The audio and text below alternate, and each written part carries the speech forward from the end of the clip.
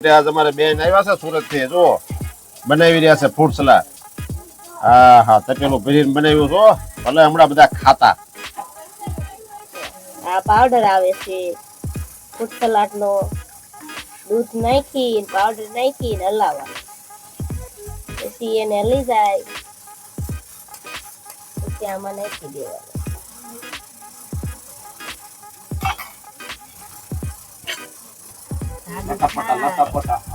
જો હવે થઈ ગયો છે તૈયાર હવે એને ઠંડો થવા મૂકી દીધો છે એક બકડિયામાં પાણી ભરી